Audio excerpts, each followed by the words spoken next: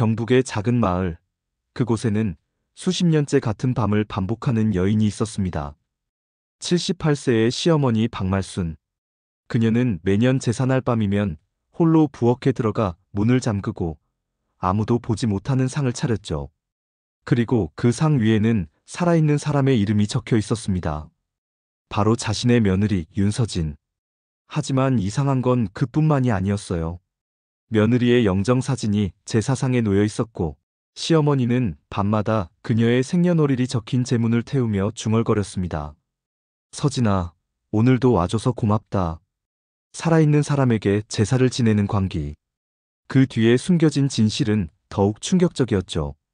현재의 며느리 윤서진은 사실 수십 년 전 교통사고로 죽은 첫 번째 며느리의 딸이었고, 시어머니는 그 죄책감과 집착 속에서 과거와 현재를 뒤섞으며 살아왔던 겁니다. 죽은 아들을 되살리기 위해 산 사람에게 제사를 지내는 여인. 그리고 그 제사상 앞에 앉혀진 며느리. 이 기이한 악몽 같은 이야기는 어떻게 시작되었고 어떻게 끝을 맺게 될까요? 자, 지금부터 무슨 특별한 사연이 있었는지 지금 바로 시작해 보겠습니다. 처음 이 집에 시집 왔을 때만 해도 전 그저 평범한 시골 시댁이라고만 생각했어요.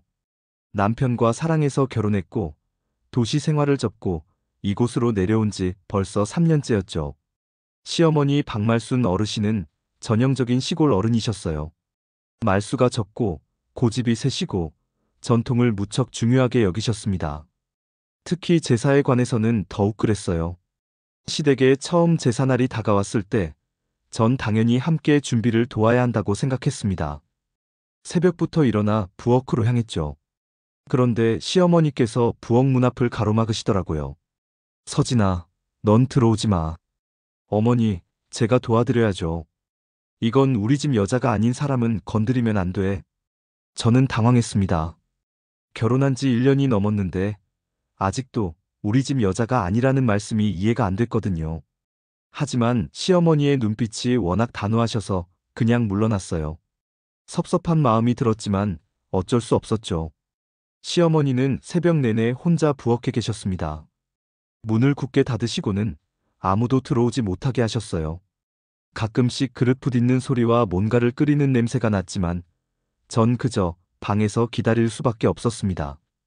이상한 건 다음 날 아침이었어요.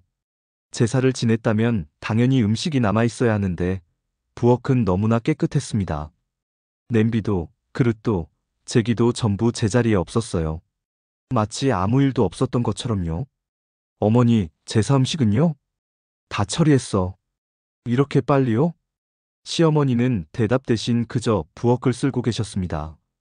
저는 뭔가 이상하다는 생각이 들었지만 시댁 방식이려니 하고 넘어갔죠. 그런데 그날 밤부터 이상한 일들이 시작됐습니다. 밤중에 화장실을 가려고 일어났는데 시어머니 방에서 낮은 목소리가 들려왔어요. 서진아, 오늘도 와줘서 고맙다. 저는 귀를 의심했습니다. 분명 제 이름을 부르셨는데 제게 하시는 말씀 같지가 않았거든요. 톤이 너무 애틋하고 슬프고 뭔가 간절한 느낌이었어요. 저는 그냥 잘못 들었다고 생각하고 다시 방으로 돌아왔습니다.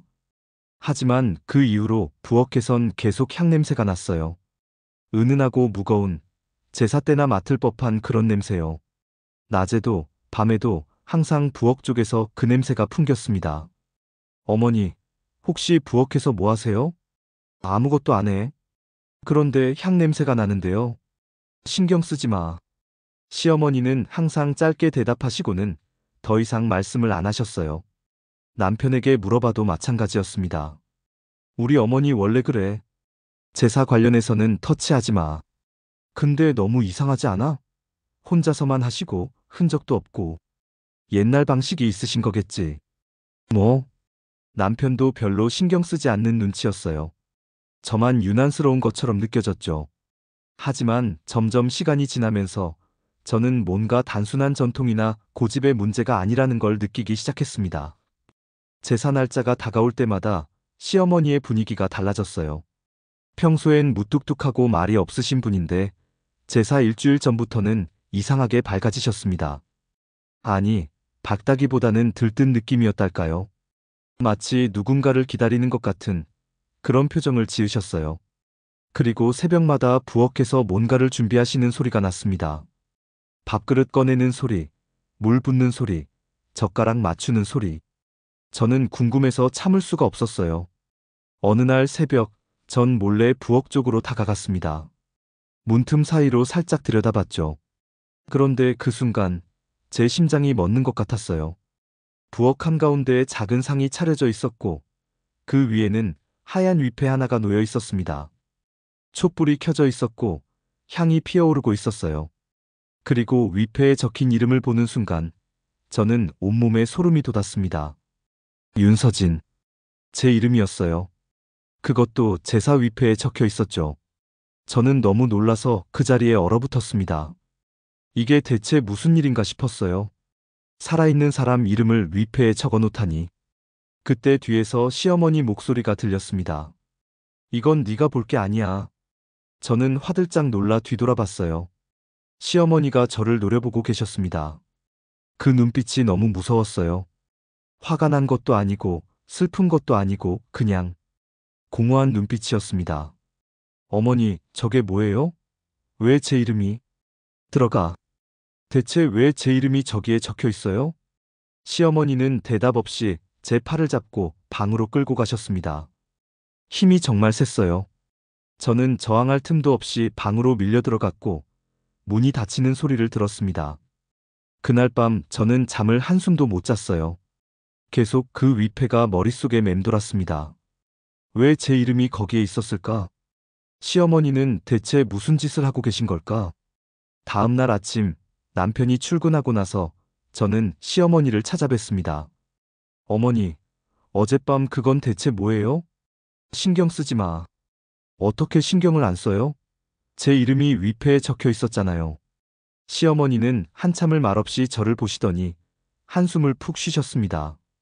넌 몰라도 돼. 전 알아야 해요. 이건 제 일이잖아요. 내 일이 아니야. 그 말이 무슨 뜻인지 이해할 수 없었어요. 제 이름이 적혀 있는데 제 일이 아니라니요. 시어머니는 더 이상 말씀하지 않으시고 밖으로 나가셨습니다. 저는 그 자리에 멍하니 서 있을 수밖에 없었죠. 그날 저녁 남편에게 조심스럽게 물어봤습니다. 여보, 혹시 우리 시어머니가 전에 다른 며느리 있었어? 남편은 고개를 갸웃거렸어요. 무슨 소리야? 우리 형님은 결혼 안 했어. 아니, 그게 아니라 혹시 윤서진이라는 이름의 며느리 말이야. 남편은 잠시 멈칫하더니 고개를 저었습니다. 그런 이름은 처음 듣는데? 왜 갑자기 그런 걸 물어? 저는 차마 위패 이야기를 꺼낼 수가 없었어요. 남편이 저를 이상하게 볼 것 같았거든요. 그냥 아무것도 아니라고 둘러댔습니다. 하지만 저는 궁금증을 참을 수가 없었어요. 다음 날 남편이 일하러 나가고 시어머니가 밭에 나가신 틈을 타서 저는 시어머니 방을 조심스럽게 들여다봤습니다. 방은 정갈했어요. 오래된 가구들이 가지런히 놓여 있었고 벽에는 낡은 액자 몇 개가 걸려 있었죠. 저는 화장대 쪽으로 다가갔습니다. 서랍을 열어보니 오래된 물건들이 가득했어요. 빛바랜 손수건, 낡은 머리핀, 그리고 작은 열쇠 하나. 열쇠를 보는 순간 직감적으로 알았습니다.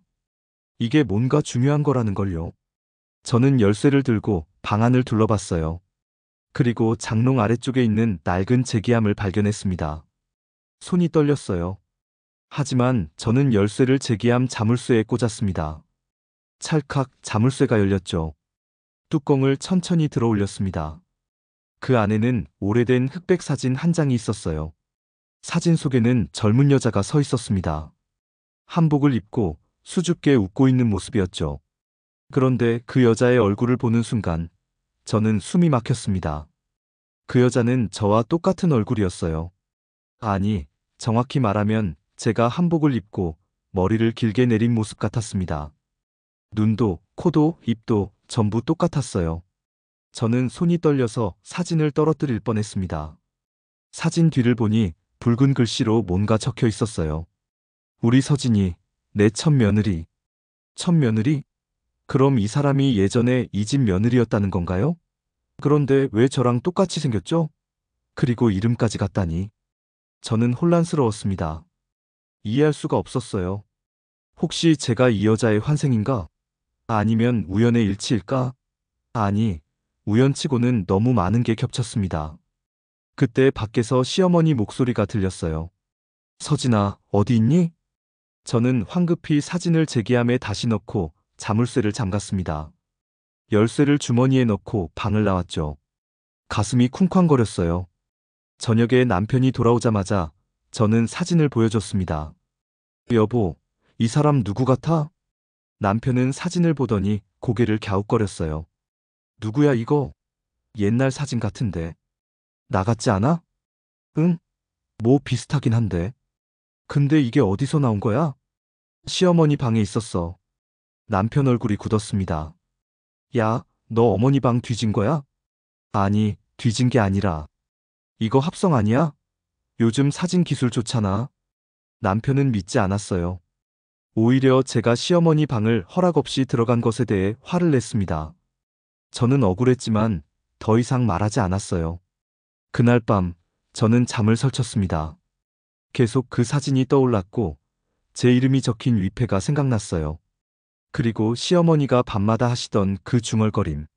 서진아, 오늘도 와줘서 고맙다. 뭔가 연결되는 것 같았지만 정확히 뭔지 알 수 없었습니다. 다음 날부터 시어머니의 행동이 더 이상해졌어요. 제 방에 몰래 들어오셔서 제 옷을 만지작거리시고 머리카락을 쓰다듬으셨습니다. 처음엔 빨래를 정리하시나 보다 했는데 나중엔 그게 아니었어요. 우리 서진이는 머리가 길어야 예쁜데. 시어머니가 제 머리를 만지시며 혼잣말을 하셨습니다.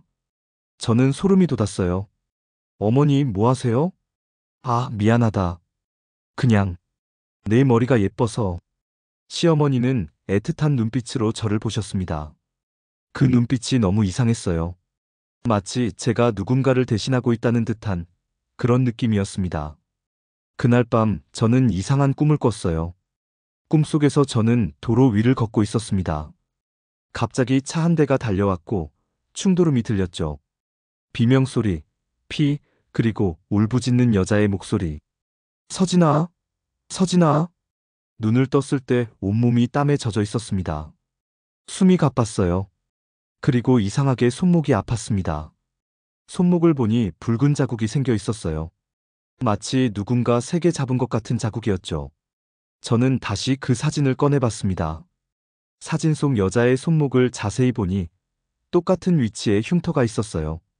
저는 온몸이 오싹해졌습니다. 이건 우연이 아니었어요. 분명 뭔가 있었습니다. 저는 마을 어르신을 찾아가기로 했습니다. 시댁 옆집에 사시는 할머니께 조심스럽게 여쭤봤어요. 할머니, 혹시 옛날에 우리 시댁에 다른 며느리가 있었나요? 할머니는 한참을 생각하시더니 고개를 끄덕이셨습니다. 있었지. 오래전 일이야. 어떤 분이셨어요? 착한 아가씨였어. 근데 불행하게도 일찍 세상을 떠났지. 어떻게요? 교통사고였어. 시집 온 지 1년도 안 됐을 때였나? 참 안 됐지. 그분 이름이 혹시 윤서진이었을 거야. 기억나네. 저는 귀가 멍해졌습니다. 윤서진. 제 이름과 똑같았어요. 할머니, 그분은 어떻게 생기셨어요? 예쁘장하고 말랐었어. 근데 왜 그걸 물어? 저는 대답하지 못했습니다. 집으로 돌아오는 길 내내 머릿속이 복잡했어요. 시어머니는 왜 죽은 며느리와 같은 이름을 가진 저와 아들을 결혼시킨 걸까요? 우연일까요? 아니면 계획된 일이었을까요? 집에 도착하니 시어머니 방에서 불빛이 새어나왔습니다. 저는 조심스럽게 문 앞으로 다가갔어요. 안에서 시어머니의 목소리가 들렸습니다. 서진아, 미안해. 내가 너를 지켜주지 못했어. 저는 문을 살짝 열어봤습니다. 시어머니는 작은 상 앞에 앉아 계셨어요. 상 위에는 제 얼굴을 확대한 사진이 놓여 있었고 향이 피어오르고 있었습니다. 이번엔 절대 놓치지 않을 거야. 네가 다시 돌아왔으니까. 시어머니는 눈물을 흘리며 중얼거리셨습니다. 저는 등골이 오싹해졌어요. 시어머니는 저를 죽은 며느리로 생각하고 계셨습니다. 저는 남편에게 모든 걸 말했어요. 사진, 위패, 마을 할머니가 들려준 이야기까지 전부요. 여보, 당신 어머니가 나를 죽은 며느리로 착각하고 계신 것 같아. 그럴 리가 없어. 우리 어머니가 그렇게 정신이 온전하지 못하신 분이 아니야. 그럼 이건 어떻게 설명해? 내 이름이 왜 위패에 있겠어? 남편은 난감한 표정을 지었습니다. 아무튼 내가 어머니랑 한번 얘기해 볼게. 너무 걱정하지 마. 하지만 남편이 시어머니와 대화를 나눈 후에도 달라진 건 없었어요. 오히려 시어머니는 저를 더욱 집착하듯 대하셨습니다. 어느 날 저녁, 시어머니가 제 방문을 두드리셨어요. 서진아, 나 좀 도와줄래? 네, 어머니. 저는 시어머니를 따라 부엌으로 갔습니다. 부엌에는 작은 상이 차려져 있었어요. 밥, 국, 나물, 그리고 과일까지. 완전한 제사상이었습니다. 어머니, 이게 뭐예요? 앉아봐라. 네? 여기 좀 앉아보라니까. 시어머니는 제 손을 잡고 상 앞으로 끌고 가셨습니다. 저는 두려웠지만 거부할 수가 없었어요. 시어머니의 힘이 생각보다 셌거든요. 어머니, 저 무서워요. 무서울 거 없어. 네가 여기 앉으면 애비가 편히 갈 수 있어. 무슨 소리예요? 시어머니는 제 앞에 무릎을 꿇으셨습니다. 그리고 눈물을 흘리기 시작하셨어요. 서진아, 미안해. 내가 너를 못 지켜줬어. 네가 죽고 나서 내가 제대로 보내주지도 못했어. 어머니, 전 안 죽었어요. 저 여기 살아있잖아요. 아니야. 넌 그날 죽었어. 내가 봤어. 네가 쓰러져 있는 거. 시어머니는 완전히 과거와 현재를 혼동하고 계셨습니다. 저는 무서워서 떨었어요. 어머니, 정신 차리세요. 저는 윤서진이 맞지만 예전 그 며느리가 아니에요. 무슨 소리야? 넌 내 며느리잖아. 맞아요, 전 며느리예요. 하지만 지금 살아있는 며느리라고요. 저는 소리를 질렀습니다. 그 순간 시어머니의 눈빛이 변했어요. 공허했던 눈빛이 조금씩 초점을 찾는 것 같았습니다. 넌 누구야? 저예요, 어머니. 서진이요. 당신 아들 결혼한 서진이요. 시어머니는 저를 빤히 보시더니 갑자기 비명을 지르셨습니다. 아, 저는 깜짝 놀라 뒤로 물러섰어요. 시어머니는 머리를 감싸쥐고 괴로워하셨습니다. 남편이 달려왔고 우리는 급히 시어머니를 병원으로 모셨습니다. 병원에서 의사 선생님은 시어머니가 오랜 트라우마로 인해 현실 인식에 문제가 생겼다고 하셨어요. 과거의 사건이 너무 충격적이어서 그걸 극복하지 못하고 망상 속에서 살고 계신다는 거였죠. 환자분이 과거에 큰 상실을 겪으신 것 같습니다. 그걸 받아들이지 못하고 현실을 부정하시는 거예요. 의사 선생님의 말씀을 듣고 저는 시어머니가 얼마나 힘들게 사셨을지 조금은 이해할 수 있었습니다. 하지만 동시에 더 큰 의문이 생겼어요. 대체 왜 저와 죽은 며느리의 이름이 같은 걸까요? 집으로 돌아온 저는 시어머니의 방을 다시 찾았습니다. 이번엔 더 깊이 살펴봤어요. 옷장 깊숙이 낡은 일기장 한 권이 있었습니다. 먼지가 수북이 쌓인 아마 수십 년은 된 것 같은 일기장이었죠. 첫 장을 펼쳤을 때 제 손이 떨렸습니다. 일기는 이렇게 시작되고 있었어요. 2005년 5월 12일. 오늘 서진이가 떠났다. 교통사고였다. 내 잘못이다. 내가 그날 밭에 나가라고 시키지만 않았어도. 저는 숨을 멈추고 다음 장을 넘겼습니다.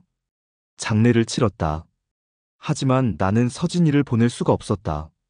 내 아들은 미쳐버렸고 나는 매일 밤 서진이를 불렀다. 돌아오라고. 미안하다고. 일기는 계속됐습니다. 시어머니의 고통과 죄책감이 고스란히 담겨 있었어요. 그리고 몇 년 후의 일기에는 이런 내용이 있었습니다. 그날 사고 현장에 아이가 하나 있었다. 서진이의 딸이었다. 겨우 3살이었던 그 아이는 기적적으로 살아남았다. 나는 그 아이를 데려왔다. 내가 키우겠다고 했다. 저는 심장이 멎는 것 같았습니다. 아이? 죽은 며느리의 딸을 시어머니가 키웠다는 건가요? 아이의 이름은 지우였다. 하지만 나는 그 아이를 서진이라고 불렀다. 내 서진이가 돌아온 거라고 생각하고 싶었다. 일기를 읽는 제 손이 마구 떨렸습니다. 다음 장을 넘기자 더욱 충격적인 내용이 나왔어요. 아이가 자라면서 서진이와 똑같아졌다. 얼굴도 목소리도. 나는 이게 하늘이 내게 준 기회라고 생각했다. 서진이를 다시 살릴 기회. 저는 책장을 빠르게 넘겼습니다. 심장이 너무 빨리 뛰어서 숨쉬기가 힘들었어요. 아이가 20살이 됐다. 나는 내 아들과 그 아이를 결혼시키기로 했다. 그래야 서진이가 진짜로 돌아오는 거니까. 그래야 모든 게 제자리로 돌아가는 거니까. 일기의 마지막 장에는 이렇게 적혀 있었습니다. 서진이가 다시 우리 집 며느리가 됐다. 내가 서진이를 다시 데려온 거다. 이제 매일 밤 제사를 지내야 한다. 서진이가 진짜로 살아있게 하려면 내가 계속 불러야 한다. 그래야 이번엔 죽지 않는다. 저는 일기장을 떨어뜨렸습니다. 온몸에 소름이 돋았어요. 그 말은 즉, 제가 바로 그 아이라는 뜻이었습니다. 죽은 첫 번째 며느리 윤서진의 딸. 그리고 시어머니는 저를 키우면서 제 이름을 서진이라고 지으셨고, 자라서 자신의 아들과 결혼시킨 거였어요. 저는 현기증이 났습니다. 제 인생 전체가 거짓말이었던 건가요? 제 정체성은 뭔가요? 저는 누구죠? 그날 밤 남편이 돌아왔을 때 저는 울고 있었습니다. 왜 그래? 무슨 일 있어? 당신, 나한테 뭔가 숨긴 거 있어? 무슨 소리야? 내가 누군지 알고 결혼한 거야? 남편은 당황한 표정을 지었습니다. 너 지금 무슨 말을 하는 거야? 저는 일기장을 남편에게 내밀었습니다. 남편이 일기를 읽는 동안 저는 그저 바라만 봤어요. 남편의 얼굴이 점점 굳어가는 게 보였습니다. 이게 진짜야? 모르겠어. 하지만 시어머니 일기장에 적혀 있어. 남편은 한참 동안 말이 없었습니다. 그러다가 조용히 입을 열었어요. 나도 몰랐어. 뭐? 나도 네가 누군지 몰랐어. 어머니가 그냥 너를 소개해 주셨고 나는 너를 좋아했고 그래서 결혼한 거야. 남편의 눈에도 눈물이 고였습니다. 근데 생각해보니까 어머니가 유독 너를 마음에 들어 하셨어. 처음 봤을 때부터. 그게 이상하긴 했어. 어머니가 원래 사람을 쉽게 좋아하시는 분이 아닌데. 저는 고개를 떨궜습니다. 모든 게 계획된 일이었던 거죠. 시어머니는 저를 키우면서 언젠가 자신의 아들과 결혼시킬 생각을 하셨던 겁니다. 죽은 며느리를 대신할 사람으로요. 그럼 나는 뭐야? 난 그냥 대체품이야? 죽은 사람을 대신하는 인형이야? 아니야. 너는 너야. 내가 사랑한 건 너라고. 하지만 남편의 말이 위로가 되지 않았어요. 제 정체성 자체가 흔들렸거든요. 다음 날, 저는 제 친어머니에 대해 알아보기로 했습니다. 호적 등본을 떼어보니 제 어머니 이름란에는 윤서진이라고 적혀 있었어요. 그리고 사망일자도 명확하게 기록되어 있었습니다. 저는 제가 태어난 병원을 찾아갔습니다. 오래된 기록이었지만 다행히 자료가 남아 있었어요. 손님, 여기 보시면 산모 이름이 윤서진으로 되어 있네요. 그리고 간호사가 기록을 보더니 안타까운 표정을 지었습니다. 출산 직후 교통사고로 사망하셨다고 기록되어 있어요. 아기만 살아남았다고 나와 있네요. 저는 눈물이 났습니다. 제 진짜 어머니는 저를 낳고 얼마 못 살고 돌아가셨던 거예요. 그리고 시어머니는 그 죄책감 때문에 저를 데려다 키운 거였죠. 하지만 키운 것과 집착은 달랐습니다. 시어머니는 저를 온전한 한 사람으로 본 게 아니라 죽은 며느리의 환생으로 본 거였어요. 그래서 매일 밤 제사를 지내고 저를 상 앞에 앉히려 했던 겁니다. 병원에서 돌아온 날, 시어머니도 병원에서 퇴원해 계셨습니다. 저는 시어머니와 마주 앉았어요. 어머니, 전 알아요. 제가 누군지. 시어머니는 고개를 들지 않으셨습니다. 어머니가 저를 키우신 거, 제 친어머니가 사고로 돌아가신 거, 전부 다요. 미안하다. 시어머니의 목소리는 너무나 작았습니다. 어머니는 왜 저한테 말씀 안 하셨어요? 말할 수가 없었어. 네가 알면 떠날 것 같아서. 전 떠나지 않아요.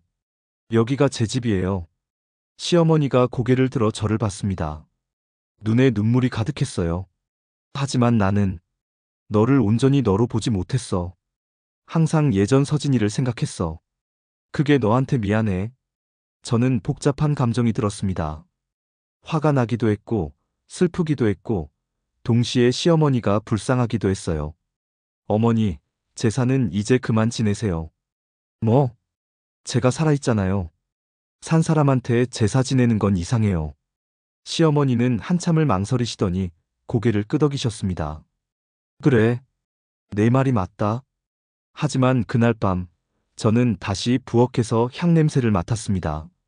조심스럽게 부엌으로 가보니 시어머니가 또다시 제사상을 차리고 계셨어요. 어머니, 서진아, 미안해. 나는 멈출 수가 없어. 시어머니는 울면서 제사상을 차렸습니다. 저는 그 모습을 보며 깨달았어요. 시어머니는 스스로 이 굴레에서 벗어날 수 없다는 걸요. 너무 오랜 시간 죄책감과 집착 속에 살아오셨기 때문에 이제는 이게 시어머니의 삶 자체가 되어버린 겁니다. 저는 상을 엎어버렸습니다. 어머니, 이러시면 안 돼요. 왜? 왜 내가 이러면 안 되는데? 제가 살아있다니까요. 넌 죽었어. 그날 내 눈앞에서 죽었다고. 시어머니는 비명을 지르며 바닥에 주저앉으셨습니다. 완전히 혼란에 빠지신 거였어요. 과거와 현재를 구분하지 못하시는 상태였습니다. 남편이 달려왔고 우리는 다시 시어머니를 병원으로 모셨습니다. 이번엔 정신과에 입원하셨어요. 의사 선생님은 장기 치료가 필요하다고 하셨습니다. 환자분의 트라우마가 너무 깊습니다. 약물 치료와 함께 심리 상담이 필요해요. 시어머니가 입원하신 후 집은 조용해졌습니다. 하지만 그 조용함이 편하지만은 않았어요. 뭔가 허전하고 불안했습니다. 저는 제 정체성에 대해 계속 고민했어요. 전 누구일까요? 죽은 윤서진의 딸 지우일까요? 아니면 지금의 윤서진일까요? 남편과 이야기를 많이 나눴습니다. 여보, 나 누구라고 생각해? 내 아내지. 그게 아니라, 알아? 네가 무슨 말하고 싶은지. 근데 나한테 넌 그냥 너야. 네 과거가 어떻든 넌 지금 여기 있는 너잖아. 남편의 말이 조금은 위로가 됐습니다. 그래요, 저는 지금 여기 있는 저예요. 과거가 어떻든 가네요. 시간이 흘러 시어머니의 상태가 조금씩 나아지셨습니다.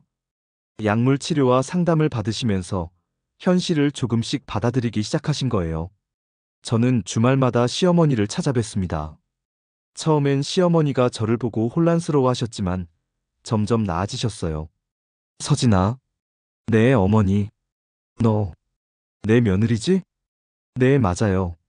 예전 서진이 아니고? 네. 전 지금의 서진이에요. 시어머니는 천천히 고개를 끄덕이셨습니다. 미안하다. 내가 너를 힘들게 했구나. 괜찮아요, 어머니. 사실 괜찮지는 않았어요. 하지만 저는 용서하기로 했습니다. 시어머니도 피해자셨으니까요. 사고의 트라우마에 갇혀서 수십 년을 고통 속에 사신 분이니까요. 몇 달 후 시어머니가 퇴원하셨습니다. 집으로 돌아오시는 날, 저는 부엌을 깨끗이 정리해뒀어요. 제기함도 치우고 오래된 위패들도 전부 정리했습니다. 어머니, 이제 새로 시작해요. 시어머니는 부엌을 둘러보시더니 눈물을 흘리셨습니다. 고맙다, 서진아. 그날 저녁, 우리 세 식구는 오랜만에 함께 저녁을 먹었습니다.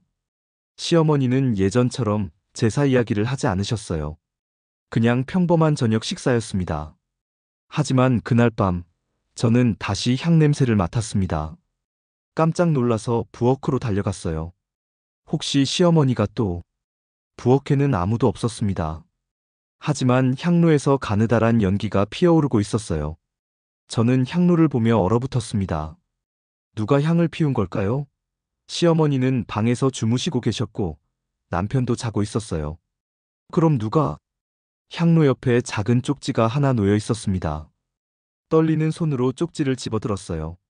서진아, 오늘도 와줘서 고맙다. 시어머니의 필체였습니다. 저는 소름이 돋았어요.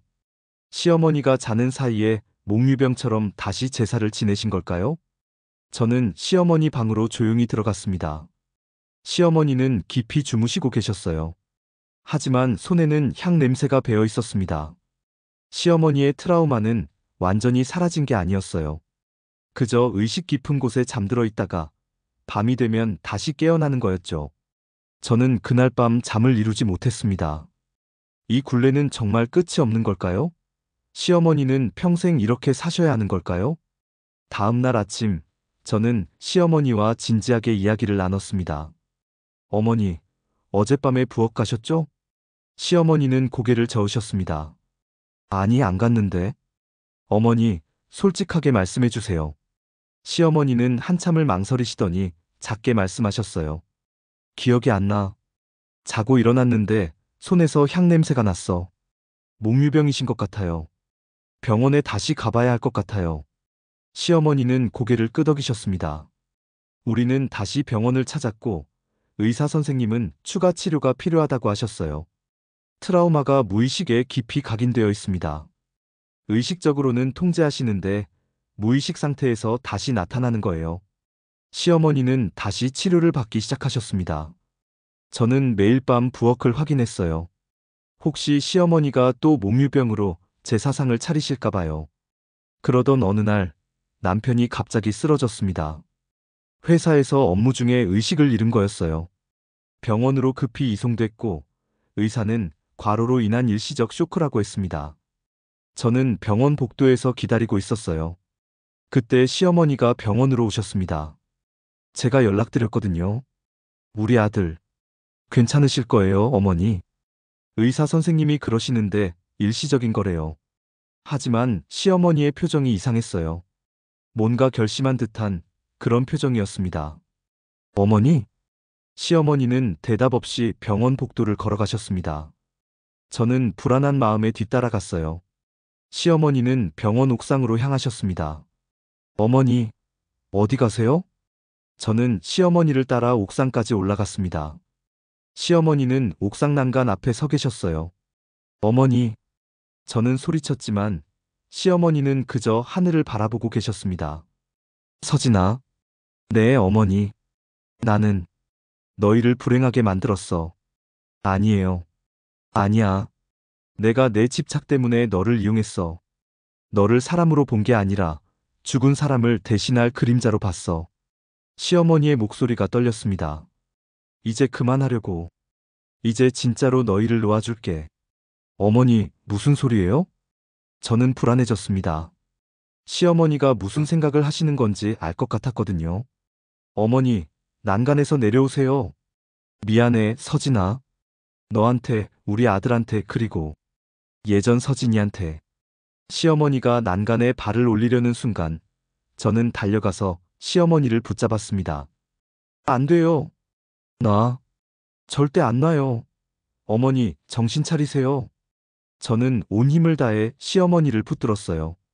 시어머니도 저를 밀쳐내려 했지만 저는 놓지 않았습니다. 어머니, 제발 이러지 마세요. 우린 어머니가 필요해요. 너희는 나 때문에 불행해. 아니에요. 어머니가 없으면 우리가 더 불행해요. 그때 병원 직원들이 올라왔고 우리는 시어머니를 안전하게 보호할 수 있었습니다. 시어머니는 다시 정신과 병동에 입원하셨어요. 남편은 다행히 빨리 회복했습니다. 이틀 후 퇴원해서 집으로 돌아왔죠. 저는 남편에게 시어머니께 있었던 일을 전부 말씀드렸어요. 우리 어머니가. 남편은 충격을 받았습니다. 그리고 자책했어요. 내가 더 신경 썼어야 했는데. 어머니 혼자 그렇게 힘들어 하시는 줄 몰랐어. 당신 잘못이 아니야. 우리는 시어머니를 위해 뭔가 해야 한다고 생각했습니다. 단순히 병원 치료만으로는 부족했어요. 시어머니가 진짜로 과거를 놓고 평화를 찾으시려면 뭔가 결말이 필요했습니다. 저는 제 친어머니 윤서진의 묘를 찾아갔습니다. 그동안 한 번도 가보지 못했던 곳이었어요. 묘는 시댁 근처 공동묘지에 있었습니다. 묘비에는 이렇게 적혀 있었어요. 고 윤서진 지묘. 저는 묘 앞에 앉아서 한참을 울었습니다. 제가 태어나자마자 돌아가신 어머니. 제 얼굴도 제대로 보지 못하고 가신 어머니. 엄마, 저예요. 지우예요.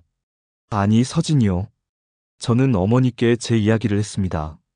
어떻게 살아왔는지, 어떻게 시어머니에게 키워졌는지, 어떻게 남편을 만났는지, 그리고 시어머니가 얼마나 고통스러워 하셨는지. 엄마, 시어머니를 용서해 주세요. 그분도 엄마를 너무 사랑하셨나 봐요. 잃어서 너무 괴로우셨나 봐요. 저는 묘 앞에서 오래 앉아 있었습니다. 그리고 결심했어요. 시어머니를 위해 제대로 된 제사를 지내주기로요. 제 친어머니를 위한 진짜 제사를요. 집으로 돌아와서 남편과 상의했습니다. 여보, 우리 엄마를 위해 제사 지내자. 응? 무슨 소리야? 내 친엄마 말이야. 제대로 된 제사를 한 번도 못 지낸 것 같아. 우리가 지내주자. 남편은 잠시 생각하더니 고개를 끄덕였습니다. 그래, 그게 좋겠다. 우리는 준비를 시작했습니다. 제사상을 정성스럽게 차렸어요. 밥, 국, 나물, 과일, 전, 모든 걸 정성껏 준비했습니다. 그리고 시어머니를 모셔왔습니다. 병원에서 외출 허가를 받아서요. 어머니, 오늘은 제 친엄마를 위한 제사예요. 함께 지내주세요. 시어머니는 놀란 표정을 지으셨습니다. 서진이를? 네. 제대로 보내드려야 할 것 같아요. 시어머니의 눈에 눈물이 고였습니다. 미안해. 내가 제대로 보내드리지 못했어. 이제라도 함께 보내드려요. 우리 세 사람은 제사상 앞에 앉았습니다. 향을 피우고 절을 했어요. 시어머니는 계속 눈물을 흘리셨습니다. 서진아, 미안해. 내가 너를 지켜주지 못했어. 네가 그렇게 떠날 줄 몰랐어. 시어머니는 제사상을 보며 중얼거리셨습니다. 이번에는 진짜 작별 인사였어요. 이제 편히 쉬어. 내 딸은 내가 잘 키웠어. 착하고 예쁘게 자랐어. 걱정하지 마. 저는 시어머니의 손을 잡았습니다. 시어머니도 제 손을 꽉 쥐셨어요. 제사가 끝나고 우리는 함께 제사 음식을 나눠 먹었습니다. 오랜만에 평화로운 시간이었어요. 시어머니의 표정도 예전보다 편안해 보였습니다. 고맙다, 서진아. 뭐가요, 어머니? 너를 이해해줘서. 이 미친 시어머니를. 어머니는 미치신 게 아니에요. 그냥 아파하셨던 거예요. 시어머니는 제 손을 쓰다듬으셨습니다. 넌 참 착하구나. 진짜 우리 서진이 딸이 맞아. 그날 이후 시어머니는 조금씩 나아지셨습니다. 여전히 가끔 혼란스러워 하실 때가 있었지만 예전처럼 심하지는 않았어요. 밤마다 몰래 제사를 지내시는 일도 없어졌습니다. 하지만 완전히 사라진 건 아니었어요. 어느 날 밤, 저는 또다시 부엌에서 이상한 소리를 들었습니다. 조심스럽게 문을 열어보니 시어머니가 작은 향 하나를 피우고 계셨어요. 어머니. 시어머니는 저를 보더니 쓸쓸하게 웃으셨습니다. 놀랐지? 미안해. 그냥. 가끔은 이래야 마음이 놓여서. 뭐가 불안하세요? 너희가 혹시 또 떠날까봐. 저는 시어머니 옆에 앉았습니다. 어머니, 우린 안 가요. 여기 있어요. 그래도 무서워. 예전 서진이도 그렇게 갑자기 갔잖니. 시어머니의 트라우마는 그렇게 깊었습니다. 사랑하는 사람을 갑자기 잃은 충격, 그 두려움은 쉽게 사라지지 않았어요. 어머니, 제가 약속할게요. 저는 어디 안 가요. 계속 여기서 어머니랑 함께 있을 거예요. 정말? 네, 정말이에요. 시어머니는 한참을 저를 보시더니 고개를 끄덕이셨습니다. 그리고 천천히 향을 끄셨어요. 그래. 이제 그만해야지. 계속 과거에 매달려 있으면 안 되지. 저는 시어머니를 안아드렸습니다. 시어머니도 저를 꽉 안으셨어요. 우리는 한참을 그렇게 있었습니다. 계절이 바뀌고 또 바뀌었습니다. 시어머니는 점점 건강을 회복하셨어요. 약도 줄이고 정기적인 상담도 효과를 보기 시작했습니다. 어느 날 시어머니가 저를 부르셨어요. 서진아, 나 좀 따라와봐. 저는 시어머니를 따라 마당으로 나갔습니다. 시어머니는 땅을 파기 시작하셨어요. 어머니, 뭐 하세요? 이걸 묻으려고. 시어머니가 꺼내신 건 낡은 제기함이었습니다. 그 안에는 오래된 위패들과 사진들이 들어있었어요. 이제 진짜로 보내줄 거야. 땅에 묻고 마음에서도 묻을 거야. 시어머니는 제기함을 땅속 깊이 묻으셨습니다. 그리고 그 위에 흙을 덮으셨어요. 저도 함께 도왔습니다. 이제 됐다. 시어머니는 땅을 다지며 말씀하셨습니다. 과거는 과거로 두고 이제 현재를 살아야지. 네, 어머니. 우리는 함께 집으로 돌아왔습니다. 그날 저녁, 온 가족이 함께 저녁을 먹었어요. 시어머니는 예전보다 훨씬 밝은 표정이셨습니다. 우리 아들, 요즘 회사 일은 어때? 괜찮아요, 어머니. 바쁘긴 한데 재밌어요. 너무 무리하지 말고. 네. 그리고 서진이. 시어머니가 저를 보셨어요. 고맙다. 이 못난 시어머니 이해해줘서. 어머니. 아니, 진심이야. 넌 참 착한 아이야. 우리 집에 와줘서 고마워. 저는 눈물이 날 것 같았습니다. 시어머니가 드디어 저를 온전히 저 자신으로 봐주시는 것 같았거든요. 하지만 그날 밤, 제 예상은 완전히 빗나갔습니다. 한밤중에 저는 이상한 소리에 잠에서 깼어요. 부엌 쪽에서 뭔가 떨어지는 소리가 들렸습니다. 저는 조심스럽게 일어나 부엌으로 향했어요. 부엌 문을 열었을 때 저는 소스라치게 놀랐습니다. 시어머니가 부엌 한가운데 쓰러져 계셨어요. 그리고 그 옆에는 다시 제 사상이 차려져 있었습니다. 하지만 이번 상은 달랐어요. 예전처럼 제 이름이 적힌 위패가 아니라 시어머니 자신의 이름이 적힌 위패가 놓여 있었습니다. 어머니. 저는 급히 시어머니께 달려갔습니다. 시어머니는 의식이 없으셨어요. 저는 당황해서 남편을 깨웠고 우리는 급히 구급차를 불렀습니다. 병원으로 가는 구급차 안에서 시어머니가 잠깐 의식을 되찾으셨어요. 서진아. 네, 어머니. 저 여기 있어요. 미안해. 나는 결국 못 벗어났나 봐. 무슨 소리예요? 어머니는 많이 나아지셨잖아요. 아니야. 나는 끝까지. 그 굴레에서 시어머니는 다시 의식을 잃으셨습니다. 저는 시어머니의 손을 꽉 잡았어요. 병원에 도착해서 응급처치를 받으셨습니다. 의사 선생님은 과다한 수면제 복용이라고 하셨어요. 환자분이 수면제를 많이 드신 것 같습니다. 다행히 빨리 발견하셔서 생명에는 지장이 없습니다. 저는 그제야 깨달았습니다. 시어머니가 자신을 위한 마지막 제사를 지내고 스스로 목숨을 끊으려 하셨다는 걸요. 며칠 후 시어머니가 깨어나셨을 때 저는 시어머니 병상 옆에 앉아 있었습니다. 왜 그러신 거예요, 어머니? 시어머니는 한참을 천장만 보시다가 입을 여셨어요. 나는 너희에게 짐이야? 아니에요. 아니야. 나는 계속 과거에 매달려서 너희를 힘들게 해.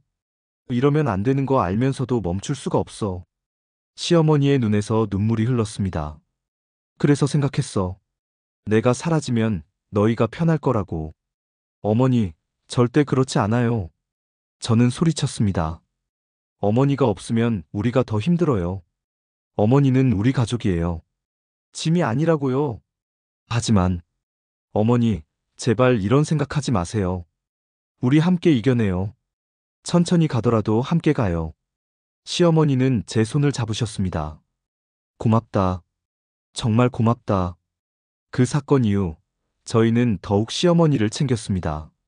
남편은 회사 일을 줄이고 집에 있는 시간을 늘렸어요. 저도 시어머니와 더 많은 시간을 보내려 노력했습니다. 시어머니는 다시 정신과 입원 치료를 받으셨어요. 이번에는 더 집중적인 치료였습니다. 의사 선생님은 시어머니의 자살 시도가 마지막 고비일 수 있다고 하셨어요. 이 시기를 잘 넘기시면 오히려 더 나아지실 수 있습니다. 환자분이 스스로 문제를 직면하신 거거든요. 몇 달간의 치료 끝에 시어머니는 많이 달라지셨습니다. 여전히 가끔 과거를 떠올리며 슬퍼하셨지만 예전처럼 현실과 혼동하지는 않으셨어요. 서진아. 네, 어머니. 나는 내 진짜 엄마가 될 수는 없겠지? 어머니는 이미 제 엄마예요. 아니야. 나는 내 시어머니야. 그리고 너를 키워준 사람이고. 시어머니는 씁쓸하게 웃으셨습니다. 처음엔 죄책감 때문에 너를 데려왔어. 네 엄마를 잃게 한 게 내 잘못 같아서. 하지만 너를 키우면서 점점 욕심이 났어. 욕심이요? 응. 너를 내 며느리로 만들고 싶다는 욕심. 예전 서진이를 대신하게 하고 싶다는 욕심. 그게 얼마나 이기적이고 잔인한 건지도 모르고. 시어머니는 고개를 떨궜습니다. 미안해, 서진아. 내 인생을 내 마음대로 하려고 했어. 넌 독립된 한 사람인데 난 너를 도구처럼 생각했어. 저는 시어머니의 손을 잡았습니다. 어머니, 전 원망하지 않아요. 어머니가 저를 사랑하신 것도 알아요. 비록 그 사랑이 좀 비틀어졌을지라도요. 정말 원망 안 해? 네. 저도 처음엔 혼란스럽고 화났었어요. 하지만 이제는 이해해요. 어머니도 아프셨다는 걸요. 시어머니는 한참을 우셨습니다. 저도 함께 울었어요. 우리는 오랜 시간 함께 울었습니다. 그날 이후 우리의 관계는 조금씩 변화했습니다. 시어머니는 저를 예전 며느리의 대체품이 아닌 온전한 한 사람으로 대하기 시작하셨어요. 저도 시어머니를 이해하려고 더 노력했습니다. 계절이 지나고 시어머니는 완전히 퇴원하셨습니다. 집으로 돌아오신 날 시어머니는 부엌에 들어가셨어요. 저는 혹시나 하는 마음에 조심스럽게 지켜봤습니다. 시어머니는 부엌 찬장을 열고 오래된 제기들을 꺼내셨습니다. 그리고 하나하나 닦기 시작하셨어요. 어머니, 뭐 하세요? 이거 다 버려야지. 네? 더 이상 필요 없으니까. 제사는 제삿날에만 지내는 거지. 매일 지내는 게 아니잖니. 시어머니는 씁쓸하게 웃으셨습니다. 나는 그동안 제사가 아니라 집착을 지내고 있었어. 이제 그만할 거야. 저는 시어머니를 도와 제기들을 정리했습니다. 쓸만한 건 남기고 낡은 건 버렸어요. 그 과정이 마치 시어머니의 과거를 정리하는 것 같았습니다. 어머니, 그래도 명절 때 쓸 제기는 남겨둬야죠. 그래, 그 정도는 있어야지. 우리는 함께 부엌을 정리했습니다. 깨끗해진 부엌을 보며 시어머니가 말씀하셨어요. 이제야 좀 숨통이 트이는 것 같다. 그날 저녁 온 가족이 모여 식사를 했습니다. 시어머니는 직접 음식을 만드셨어요. 오랜만이었습니다. 어머니, 음식 정말 맛있어요. 그래? 다행이다. 시어머니는 환하게 웃으셨습니다. 그 웃음이 진심에서 우러나온 웃음 같았어요. 우리 아들, 요즘 일은 어때? 좋아요, 어머니. 새 프로젝트 시작했어요. 무리하지 말고. 건강이 제일 중요하다. 네, 알아요. 그리고 서진이. 시어머니가 저를 보셨습니다. 너도 너무 나한테 신경 쓰지 마. 나 이제 괜찮아. 어머니. 아니, 진심이야. 나는 이제 혼자서도 잘할 수 있어. 너희는 너희 인생 살아. 저는 고개를 끄덕였습니다. 시어머니의 그 말이 정말 진심이라는 걸 느낄 수 있었어요. 하지만 완전히 안심할 수는 없었습니다. 저는 여전히 밤마다 부엌을 확인했어요. 혹시 시어머니가 다시? 어느 날 밤, 저는 또다시 부엌에서 불빛을 발견했습니다. 심장이 철렁 내려앉았어요. 조심스럽게 문을 열었습니다. 시어머니가 부엌에 계셨습니다. 하지만 제 사상은 없었어요. 시어머니는 그저 창문을 열고 밤 하늘을 보고 계셨습니다. 어머니? 아, 서진아. 잠 안 자? 어머니는 왜 안 주무세요? 그냥 밤 공기가 좋아서. 저는 시어머니 옆에 섰습니다. 함께 밤 하늘을 바라봤어요. 별이 참 많네요. 그러게. 예전 서진이도 별 보는 거 좋아했었는데. 시어머니의 목소리에는 슬픔이 묻어 있었지만 예전처럼 집착적이지는 않았습니다. 그저 그리운 사람을 떠올리는 정도였어요. 좋은 사람이었나 봐요. 응, 참 좋은 아이였어. 착하고 순했고 우리 아들을 정말 사랑했지. 시어머니는 잠시 멈칫하시더니 덧붙이셨어요. 너도 그래. 우리 아들을 정말 사랑하잖니? 네, 사랑해요. 고맙다. 우리 아들한테 와줘서. 우리는 한참을 그렇게 서 있었습니다. 말없이 밤 하늘을 바라보며요. 어머니. 응? 전 어머니가 행복하셨으면 좋겠어요. 시어머니는 저를 보셨습니다. 나는 행복할 자격이 있을까? 당연하죠. 어머니도 행복할 자격 있어요. 고맙다, 서진아. 우리는 함께 방으로 돌아왔습니다. 그날 밤 저는 편안하게 잠들 수 있었어요. 세월은 계속 흘렀습니다. 시어머니는 점점 안정을 찾아가셨어요. 가끔 힘든 날도 있었지만 예전처럼 심각하지는 않았습니다. 그리고 저희 부부에게도 변화가 있었습니다. 제가 임신을 한 거예요. 어머니, 좋은 소식이 있어요. 뭔데? 제가 임신했어요. 시어머니의 얼굴이 환해졌습니다. 정말? 정말이야? 네, 병원에서 확인했어요. 시어머니는 저를 꽉 안아주셨습니다. 그리고 울기 시작하셨어요. 고맙다. 정말 고맙다. 왜 우세요, 어머니? 그냥 너무 기쁘고 감사해서. 시어머니는 한참을 우셨습니다. 저도 덩달아 눈물이 났어요. 임신 기간 동안 시어머니는 저를 정말 잘 챙겨주셨습니다. 좋은 음식 만들어주시고, 산책도 함께 다니시고요. 예전처럼 집착적이거나 강압적이지 않았어요. 그저 따뜻한 어머니셨습니다. 서진아, 오늘은 뭐 먹고 싶어? 저는 뭐든 좋아요, 어머니. 그래도 입맛이 당기는 게 있을 텐데. 그럼 미역국 먹고 싶어요. 미역국? 좋지. 시어머니는 정성껏 미역국을 끓여주셨습니다. 그 모습을 보면서 저는 생각했어요. 시어머니가 진짜로 치유되고 계시다는 걸요. 아이가 태어나는 날, 시어머니는 병원에서 계속 기다리셨습니다. 분만실 밖에서 초조하게 서성이시는 모습이 마치 처음 손주를 기다리는 할머니 같았어요. 축하합니다. 건강한 딸입니다. 간호사의 말에 시어머니는 눈물을 흘리셨습니다. 그리고 유리창 너머로 아기를 보시더니 한참을 우셨어요. 어머니, 괜찮으세요? 응. 그냥 너무 예뻐서. 시어머니는 아기를 보며 웃으셨습니다. 그 웃음에는 과거의 그림자가 없었어요. 순수한 기쁨만이 담겨 있었습니다. 이름은 뭐로 지을 거야? 아직 생각 중이에요. 어머니, 추천해 주실 이름 있으세요? 시어머니는 잠시 생각하시더니 말씀하셨어요. 희망이. 이름이 어때? 희망이요? 응. 이 아이가 우리 집에 희망을 가져다 준 것 같아서. 저는 그 이름이 마음에 들었습니다. 남편도 좋다고 했어요. 좋아요. 희망이로 하죠. 우리 딸 희망이는 건강하게 자랐습니다. 시어머니는 손녀를 정말 사랑하셨어요. 하지만 예전처럼 집착하지는 않으셨습니다. 건강한 거리를 유지하면서 따뜻하게 대해주셨어요. 희망아, 할머니한테 와봐. 할매. 희망이는 시어머니를 무척 따랐습니다. 시어머니도 손녀와 함께 있을 때 가장 행복해 보이셨어요. 어느 날 희망이가 5살이 되던 해였습니다. 시어머니가 저를 조용히 부르셨어요. 서진아, 나 얘기 좀 할 게 있어. 네, 어머니. 우리는 마당에 앉았습니다. 시어머니는 한참을 하늘을 보시다가 입을 여셨어요. 나, 이제 편해졌어. 네?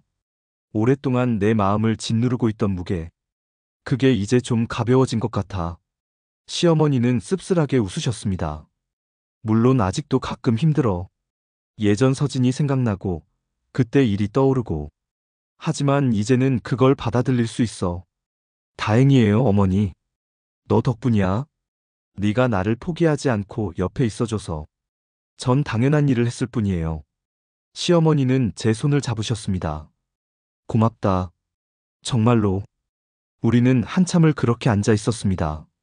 말없이 서로의 온기를 느끼면서요. 그날 밤, 저는 오랜만에 제 친어머니 묘를 찾았습니다.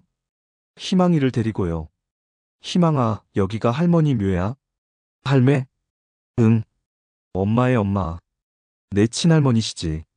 저는 묘 앞에 앉아 손을 모았습니다. 엄마, 저 잘 살고 있어요. 좋은 남편 만나서 예쁜 딸도 낳았어요. 그리고 시어머니와도 이제 좋은 관계가 됐어요. 희망이도 저를 따라 손을 모았습니다. 엄마, 희망이 좀 봐주세요. 엄마 닮았죠? 예쁘죠? 바람이 불었습니다. 마치 대답하는 것 같았어요. 엄마도 행복하세요. 이제 편히 쉬세요. 집으로 돌아오는 길, 희망이가 물었습니다. 엄마, 할머니 어디 갔어? 하늘나라에 계셔. 왜? 할머니가 엄마 낳고 아프셨거든. 그럼 슬퍼? 저는 희망이를 안아주었습니다. 조금은 슬퍼. 하지만 괜찮아.